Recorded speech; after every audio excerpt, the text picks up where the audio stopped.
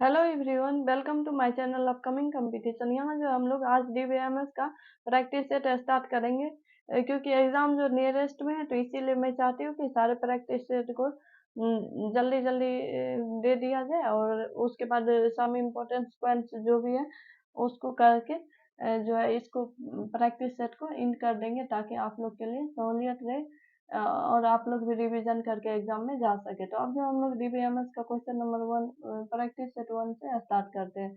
यहाँ जो question number 1 में the dash is the one in which the primary की of one relation is used as a normal attribute in other relation। बोल रहा है कि dash is the one of the primary की, बोल रहा है कि डैश जो है प्राइमरी की है वन रिलेशन का जिसका यूज करते हैं हम लोग नॉर्मल एट्रीब्यूट अदर रिलेशन में नॉर्मल एट्रीब्यूट के तौर पे। तो रेफरेंस रिलेशन, रेफरेंस रिलेशन या रेफरेंशियल रिलेशन या रेफर्ड रिलेशन। तो इसका जो करेक्ट आंसर है ऑप्शन नंबर बी है, रेफरेंस रिलेशन। अब नेक्स्ट क्वेश्चन नंबर 2 पे चलते हैं। क्वेश्चन नंबर 2 में the operator takes the results of two queries and results only rows that appear in both result set. बोल रहा है कि डैश ऑपरेटर जो है दो क्वेरीज का रिजल्ट टेक्स्ट करता है, रखता है, जो कि रिटर्न करता है रोज, जो कि अपीयर होता है बोथ दोनों रिजल्ट सेट में। डिफरेंस है या प्रोजेक्शन या इंटरसेक्ट है या यूनियन है। तो इसका जो करेक्ट आंसर है ऑप्शन नंबर सी है, इंटरसेक्ट। अब नेक्स्ट क्वेश्चन नंबर 3 पे चलते हैं।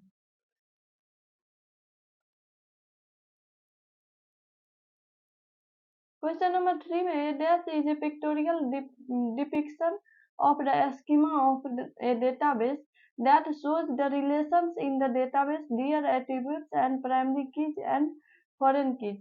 बोल रहा है कि डैश होता है जो कि पिक्टोरियल डिस्क्रिप्शन होता है, सॉरी डिपिक्शन होता है स्कीमा का, डेटाबेस के स्कीमा का, जो कि शो करता है रिलेशन को डेटाबेस में और एट्रीब्यूट में प्राइमरी की और फॉरेन की में। स्कीमा फ्लो होता है या डेटाबेस डायग्राम होता है या रिलेशनल अलजेब्रा होता है या स्कीमा डायग्राम होता है। तो इसका जो करेक्ट आंसर है ऑप्शन नंबर डी है, स्कीमा डायग्राम। अब नेक्स्ट क्वेश्चन नंबर 4 पे चलते हैं। क्वेश्चन नंबर 4 में है कि the term attribute refers to a dash of a table. बोल रहा है टर्म एट्रीब्यूट जो है वो रेफर करता है किसको, टेबल के किसको, रिकॉर्ड को, कॉलम को, की को या टपल को।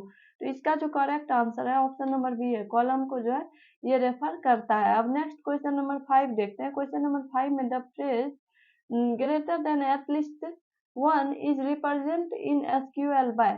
बोल रहा है फ्रेज जो है ग्रेटर देन वो एक से ज्यादा होता है, वो रिप्रेजेंट होता है एसक्यूएल में किसके द्वारा, ऑल के द्वारा, सम के द्वारा, सम या ऑल। तो इसका जो करेक्ट आंसर है ऑप्शन नंबर सी है, ये less than sorry greater than sum होता है। अब नेक्स्ट क्वेश्चन, क्वेश्चन नंबर 6 पे चलते हैं।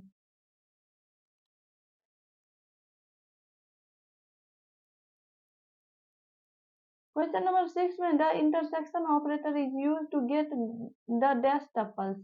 बोल रहा है इंटरसेक्शन ऑपरेटर जिसका यूज करते हैं हम लोग किस टपल्स के लिए, डिफरेंट के लिए या रिपीटिंग के लिए या कॉमन के लिए या ऑल के लिए।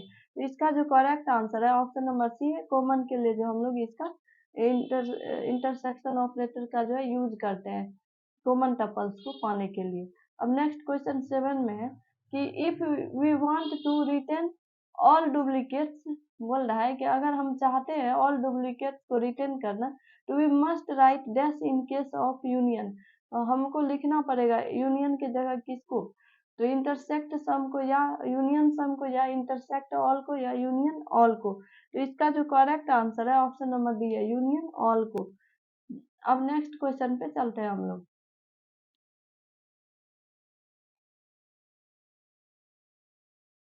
क्वेश्चन नंबर 8 में है in an employ table to include the attributes whose value always have some value, which of the following constraints must be used। बोल रहा है एम्प्लॉय टेबल में जो है इंक्लूड करते हैं हम लोग एट्रीब्यूट्स को जिसका जो की जिसका वैल्यू जो ऑलवेज होता है some value, which of the following constraint must be used। निम्नलिखित में से किसको हम लोग जो है मस्टली यूज करेंगे, डिस्टिंक्ट को, नोट नल को या यूनिक को या नल को। तो इसका जो करेक्ट आंसर है ऑप्शन नंबर बी है, नोट नल का यूज करेंगे। ये जो होता है ऑलवेज सम वैल्यू जो है इसके पास होता है। अब नेक्स्ट क्वेश्चन नंबर 9 पे चलते हैं। क्वेश्चन नंबर 9 में all aggregate function except dash ignore null value in their input collection. बोल रहा है ऑल एग्रीगेट फंक्शन एक्सेप्ट कुछ डैश को छोड़ के जो इग्नोर करता है नल वैल्यू को इनपुट कलेक्शन, अपने इनपुट कलेक्शन में। तो कॉन्ट स्टार या एवरेज या कॉन्ट एट्रीब्यूट या सम। तो इसका जो करेक्ट आंसर है ऑप्शन नंबर ए है, कॉन्ट स्टार। अब नेक्स्ट क्वेश्चन, क्वेश्चन नंबर 10 पे चलते हैं।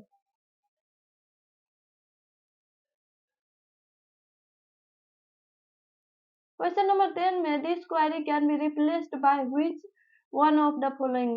ये क्वेरी जो है ये रिप्लेस करता है निम्नलिखित में से किसको। सेलेक्ट नेम कोर्स आईडी है, उसके बाद फ्रॉम इंस्ट्रक्टर टीचर्स, उसके बाद where instructor ID is equal to teachers ID. तो ये जो है select name course ID from instructor natural join teachers, select course id from instructor join teachers, select name course id from instructor, select name course id from teachers, instructor where instructor ID is equal to course ID. तो इसका जो correct answer है option number A है, select name course ID from instructor natural join teacher. तो इस तरह से जो हम यहाँ 10 क्वेश्चन किए। अगर आप लोग को नहीं समझ में आए या कोई परेशानी हो तो आप लोग जो है हर एक क्वेश्चन के जस्ट नीचे जो एक्सप्लेनेशन दिया रहता है आप उसको रीड कर सकते हैं। और अगर फिर भी नहीं आता है तो आप लोग कमेंट सेक्शन में पूछ सकते हैं। अगर आप लोग को अच्छा लगे तो आप लाइक करें, सब्सक्राइब करें नोटिफिकेशन के लिए और अपने दोस्तों में शेयर करें। Thanks for watching.